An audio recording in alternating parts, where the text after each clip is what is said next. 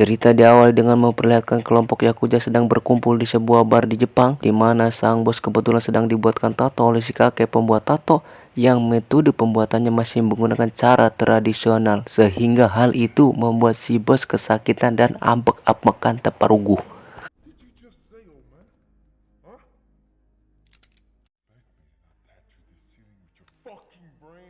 Anak buahnya pun membawa sebuah amplop berisi pasir hitam yang hal itu langsung membuat si kakek ketakutan. Karena 1 tahun yang lalu dia mengalami hal yang persis sama seperti ini, ada sebuah amplop berisi pasir hitam dan anggota Yakuza yang tertawa persis seperti yang mereka lakukan sekarang. Apa yang si kakek takutkan bukanlah amplopnya, tetapi apa yang akan muncul selanjutnya, yaitu sesosok ninja. Ya, semua yang dikatakan si kakek pun menjadi kenyataan ketika sosok ninja yang bersembunyi di kegelapan dengan begitu sadisnya membantai semua anggota Yakuza termasuk si bos. Sehingga di saat bersamaan si kakek merasa sangat kagum sekaligus takut karena mitos tentang keberadaan ninja kecuali Naruto adalah nyata dan bukan hanya dongeng semata.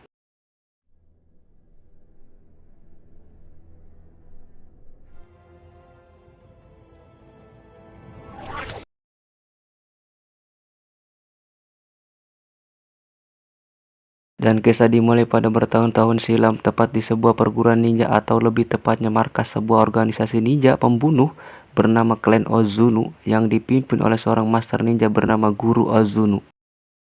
Selama berpuluh-puluh tahun kelompok ini telah melakukan berbagai tindak kriminal dan kejahatan manusia. Salah satunya adalah menculik anak-anak kecil untuk dijadikan murid dan calon para pembunuh masa depan.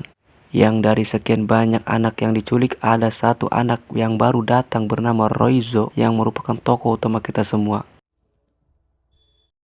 Saat makan malam sedang berlangsung, Master pun menunjukkan salah satu kelebihan dari hasil latihan di klan ini, yaitu teknik menyembuhkan diri yang dapat membuat lukanya bisa memulihkan dengan sendirinya dalam waktu yang sangat singkat. Cara mendidik Master sangat-sangatlah kejam dan tidak berperasaan, terutama kepada Reijo yang mendapat perhatian khusus dibandingkan murid yang lainnya. Entah apa alasannya, tetapi yang dimaksud dengan perhatian lebih di sini bukanlah sesuatu yang menyenangkan, karena siksaan dan hukuman yang didapatkan Reijo jauh lebih keras dan jauh lebih menyakitkan dibandingkan dengan anak-anak yang lainnya.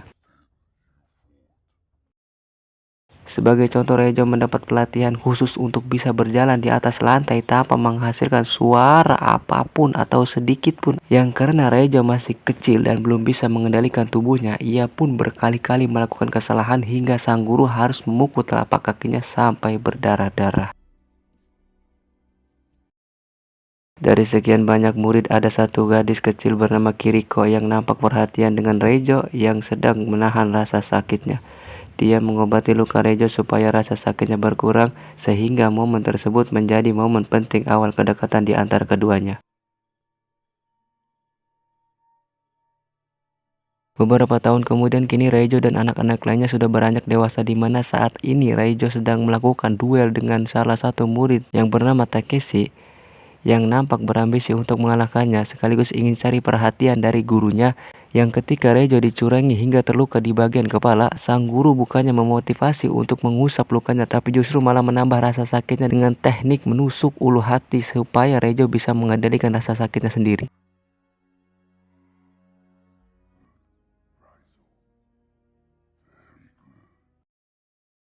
Tahun berikutnya, Rejo kembali menjadi satu-satunya murid mendapat pelatihan khusus, yaitu mempertajam panca indera dengan cara menutup matanya selama 1 tahun penuh. Sehingga dari sekian banyak murid, hanya Rejo lah yang berhasil mencapai tingkatan tertentu dalam dunia ninja. Yang hal itu dibuktikan ketika dia berhasil mengalahkan si Takeshi dengan mata tertutup.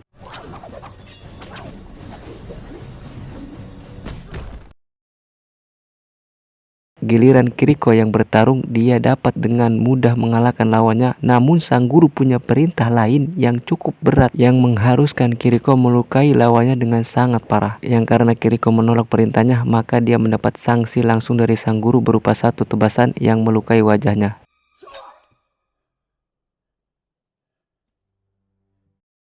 Tak hanya itu, Kiriko mendapat sanksi lain berupa kurungan selama 1 bulan, di mana Rejo yang merasa berhutang budi pun berinisiatif membantunya bertahan hidup dengan cara memberikannya air minum melalui sebuah sedotan kecil.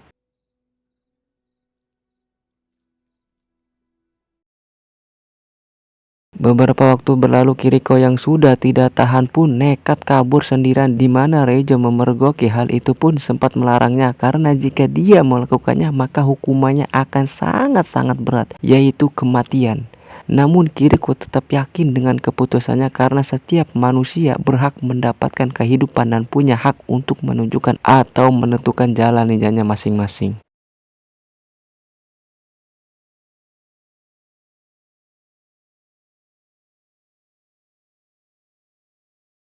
Dan ya, apa yang Reijo khawatirkan pun terjadi. Kiriko ditangkap dan akan mendapat hukuman berupa tusukan langsung di jantungnya, yang kesempatan ini diberikan kepada Takeshi sehingga Reijo yang menyaksikannya pun semakin muak, marah dan dendam kepada para ninja yang bukan dari Konoha ini.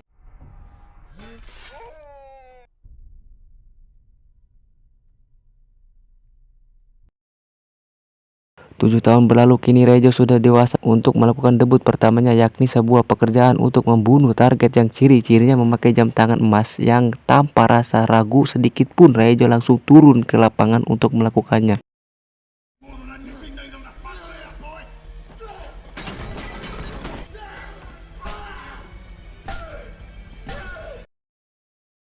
Sukses menuntaskan pekerjaan pertamanya, Reijo diminta untuk melakukan satu tugas lagi untuk membuktikan bahwa dia adalah seorang Ozuno sejati, yaitu membunuh seorang murid wanita yang mencoba kabur persis seperti yang pernah dilakukan Kiriko. Sehingga ketika kenangan pahit itu tersuat lagi, maka amarah dalam diri Reijo seketika muncul.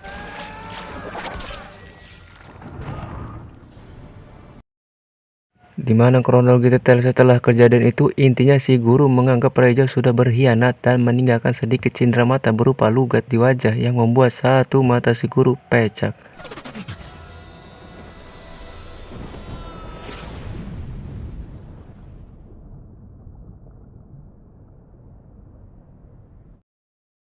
Beralih ke Berlin, kita akan diperkenalkan pada seorang agen yang bernama Mika yang sedang memberikan laporan tentang penemuan aliran dana pemerintah yang dipercaya digunakan untuk membiayai sebuah organisasi pembunuh asal Asia yang tiada lain adalah klan Ozuno. Di mana Rian, rekannya yang selalu husnuzon kepada pemerintah, pun kurang percaya dengan informasi tersebut karena sangat mustahil pemerintah memakai dana rakyat untuk sesuatu yang tidak penting, seperti contohnya anggaran biaya 271 miliar. Kemudian Rian nyatanya peduli dengan penyelidikan Mika dan bahkan sudah mendapatkan beberapa informasi mengenai kasus ini, di mana 2 tahun yang lalu juga ada seorang agen intelijen asal Rusia yang sudah lebih dulu menyelidiki kasus ini, bahwa memang benar beberapa oknum pemerintah dari beberapa negara diketahui sering memakai jasa dari klan Ozuno untuk menyelesaikan suatu permasalahan seperti menghabisi saingan politik. Sehingga apabila Mika ingin melanjutkan penyelidikan ini, dia bisa pergi ke Rusia untuk menemui istri dari si EN yang tewas 2 tahun yang lalu. Tanpa buang-buang waktu, Mika langsung menemui istri dari mendiang si agen, di mana sang istri menjelaskan bahwa 1 tahun setelah suaminya melakukan penyelidikan terhadap kasus ini, ia menjadi seorang yang parnoan. Saking parnonya dia sampai memasang banyak sekali lampu sorot dan kamera CCTV seolah takut dengan sesuatu yang ada di balik kegelapan. Dan benar saja, pada malam kematiannya semua lampu tiba-tiba padam. Namun kamera CCTV masih aktif dan berhasil merekam sedikit dari apa yang terjadi pada malam itu. Saat Mika periksa, ternyata ada wajah Reijo yang sedang bertarung dengan suatu yang tidak tertangkap kamera. Entah dia pelakunya atau sedang bertarung dengan si pelaku. Namun Mika percaya bahwa Reijo adalah kunci untuk mengungkap kasus ini. Kembali ke Reijo dengan kehidupan barunya di kota, dia kebetulan sedang berada di tempat cuci pakaian tepat saat ada seorang wanita Jepang meminta pertolongannya. Yang berkat latihan selama bertahun-tahun, Reijo memiliki insting yang sangat-sangat tajam hingga dapat menyadari jika wanita yang ada di depannya saat ini adalah seorang ninja yang diutus untuk membunuhnya.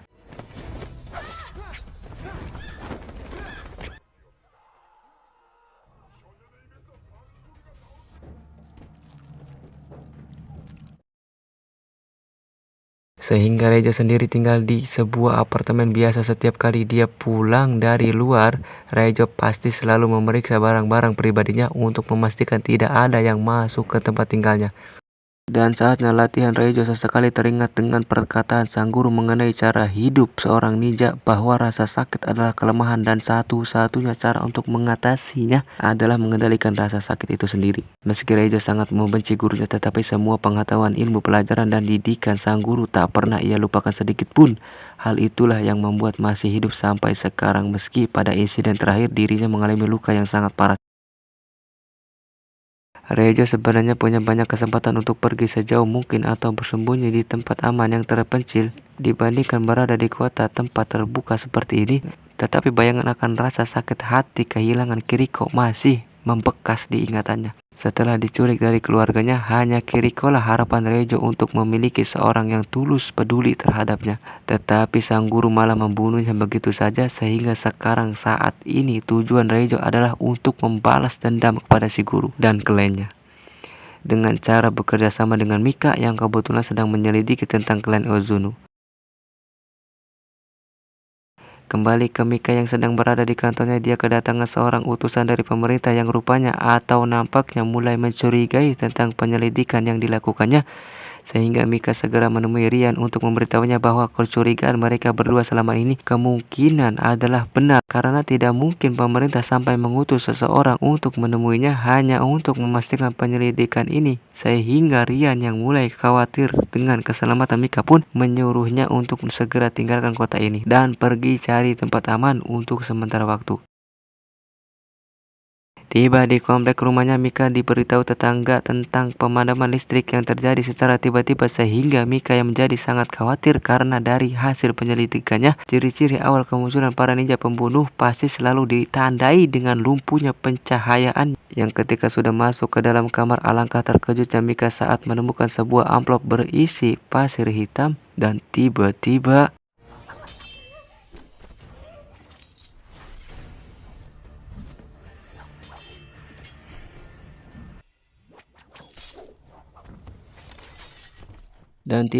sungguh tak diduga Reijo sudah ada di sana selama berjam-jam hanya untuk melindungi dan menemui Mika secara langsung, yang tujuan daripada dia ke sini adalah tentu saja untuk membantu Mika menemukan klan Ozuno sekaligus membalaskan dendam kepada si guru. Mereka berdua pun berhenti di swalaya untuk berubah penampilan demi untuk mengurangi resiko ketahuan, di mana Mika yang belegu pun malah menghubungi Rian untuk memberitahunya bahwa saat ini dia bersama dengan Reijo, sehingga Rian segera memberi lokasi tempat untuk mereka bisa bertemu. Tiba di lokasi pertemuan, Reijo yang memiliki insting kuat pun bisa langsung menyadari niat Rian yang ingin menangkapnya, dan Rian ternyata punya agenda tersendiri dan metode tersendiri untuk menggali informasi mengenai klan Ozuno, yaitu dengan menangkap dan menginterogasi Reijo dengan cara yang akan sedikit memaksa.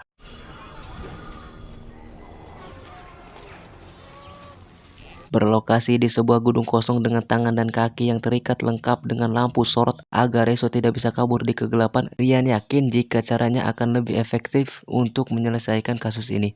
Kasihan melihat Reijo, Mika pun menemuinya untuk sekedar memberi air minum, yang si Reijo memperingatkan Mika bahwa lokasi mereka berada saat ini terlalu terbuka dan terlalu mudah untuk dilacak oleh para ninja. Sehingga Mika dengan cepat menemui Rian untuk memperingatkannya bahwa saat ini mereka semua sedang dalam bahaya, tetapi Rian yang percaya diri dengan pasukan taktisnya pun tidak mengindahkan peringatan tersebut. Sampai ketika para ninja sedang sibuk membantai pasukan taktis, Mika sendiri terlihat sedang melepaskan ikatan Reijo tepat saat satu ninja sudah kabur masuk ke dalam sana. Dan Rian yang di awal sudah pede meremehkan para ninja pun kini hanya bisa nyumput menyaksikan satu persatu anggotanya dibunuh. Reijo menyuruh Mika untuk pergi duluan ke mobil sementara dirinya akan menghadapi semua ninja hanya seorang diri. Mika sendiri terlihat sudah berada di mobil menunggu kemunculan Reijo, yang ketika dia sedang cemas tiba-tiba kembali ke Reijo yang masih bertarung di dalam gedung, yang meski dia punya kemampuan di atas rata-rata, tetapi jika dipak-pak terus-menerus, lama-kelamaan lelah juga. Sehingga Reijo memilih tempat lain yang lebih terbuka untuk melanjutkan pertarungannya ini. Jika sebelumnya mereka terbiasa bertarung di dalam ruangan yang penuh dengan sudut-sudut gelap, sekarang para ninja pembunuh ini harus membiasakan diri bertarung di tengah jalan. Yang karena Rejo sudah terlalu kelelahan, akhirnya dia pun kecolongan saat perutnya terkena tebasan pedang yang ketika Takeshi akan mengakhirinya, tiba-tiba Rian berhasil selamat dengan hanya menyisakan sedikit dari anak buahnya, sementara Mika membawa Rejo yang terluka ke kamar hotel yang di situ Mika dan Rian sepakat untuk akan sengaja membiarkan Rejo ditangkap oleh para ninja. Tapi tentu saja ada rencana di balik itu, yakni memasukkan alat pelacak ke dalam tubuh Rejo supaya mereka bisa mengetahui di mana markas klan Ozunu berada. Rejo dibawa dalam sebuah peti besi untuk diserahkan kepada si guru yang sepanjang perjalanan menuju ke sana, Rejo memilih untuk bersikap tenang dan tidak panik. Justru dia malah teringat dengan ajaran sang guru mengenai teknik menyembuhkan diri menggunakan jurus segel tangan yang berfungsi untuk mengubah cakra menjadi obat efektif. Yang saking efektifnya, luka pada perut Rejo bisa rapat sendiri tanpa bantuan obat merah atau betadine. Tiba di markas, Rejo langsung menghadap sang guru yang kini sudah pecak. Beliau teramat sangat kecewa terhadap tindakan yang memilih untuk berkhianat. Padahal dulu waktu pertama datangnya di tempat ini, si guru melihat potensi besar pada diri Rejo dan ada sedikit harapan tentang Rejo yang akan menjadi penerusnya menggantikan kepemimpinan klan Ozunu di tempat ini. Tetapi pada kenyataannya takdir berkata lain, sehingga sekarang Rejo harus mendapatkan hukuman mati atas pengkhianatan yang telah dilakukannya. Tepat disaksikan oleh Takeshi dan para murid lainnya, si guru tidak langsung membunuh Rejo, tetapi ingin menyiksa terlebih dahulu menggunakan jurus yang sama, yaitu jurus menusuk ulu hati yang ketika Rejo batuk darah, keluarlah alat pelacak kecil dari dalam mulutnya yang tepat saat Takeshi menyadarinya, tiba-tiba meski para ninja ini bisa muncul dan hilang dalam kegelapan, tetapi ketika dihadapi dengan sepasukan militer senjata berat, tetap saja mereka kewalahan dan tak bisa menghindar dari peluru yang ditembakkan. Sementara itu Rejo yang terikat sudah dilepas pun memilih untuk masuk sendirian mencari Takeshi dan si guru untuk membalas dendam atas Kiriko. Dengan modal dua bilah pedang di tangannya, Rejo harus menghadapi Takeshi dan anak buahnya. Yang momen ini benar-benar beradrenalin karena pertarungan dilakukan dalam jarak dekat dengan senjata yang berseliuran di mana-mana. Rejo harus menghadapi Takeshi menggunakan cara licik, yaitu memakai jurus bacotan dengan mengingatkan kembali akan rasa sakit Rejo ketika melihat Kiriko mati dibunuh. Takeshi sudah salah besar mengingatkan momen tersebut karena justru malah memancing amarah dan kebrutalan Rejo yang malah balik membuat Takeshi menjadi ketar-ketir dibuatnya.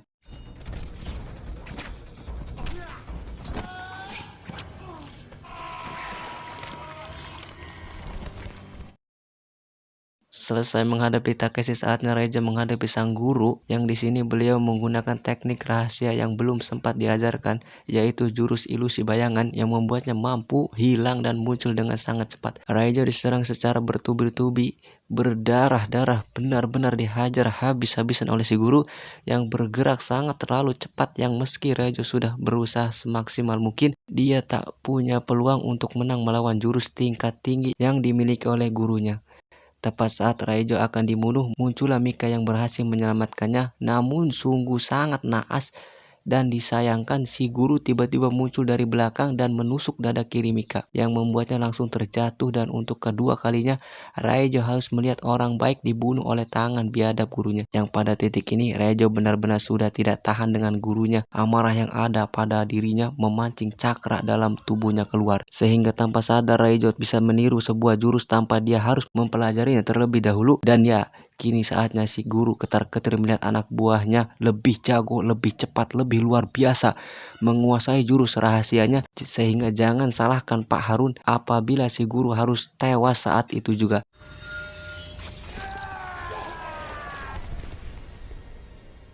Di luar dugaan, Mika ternyata masih hidup berkat cacat lahir yang dialaminya, yakni posisi jantungnya berada di sebelah kanan.